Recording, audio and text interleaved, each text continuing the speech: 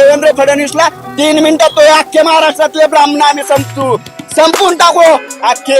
आमचा कार्यकर्ता आहे, पवार साहेबांच्या बाजूनी तो लढत आहे. ओपनली मी सांगतोय, कार्यकर्ता आहे ना, त्यांनी काय चूक केली. काही लोक राजकारणात डायरेक्टली नसतील, अप्रत्यक्षपणे सोशल मीडियावर लिहित असतील, पण समाजाच्या बाजूने लिहिलं, पण सरकारच्या विरोधात लिहिलं, तर मग त्यांच्यावर कारवाई होती. आता ह्याच्यामध्ये गजू भाऊ म्हणून एक व्यक्ती आहे, अमेरिकेत बसलेला आहे, गजा भाऊ. मी खानदानी मराठ्याचा आहे, तू बामणाचा असला तरी येऊन दे. बामणाला एका दाखी बे मराठा कायची, मी बे मराठ्याचा आहे, तू बे बामणाचा आहे, तू बामणी कामात दाखव. पण मला मनोज जरांगे पाटलांची काही घेणं देणं नाही. त्याच्या पाठीमागे बोलविता धनी शोधून काढली. अरे बाप, साहेबाची ऊर्जा आहे का काय?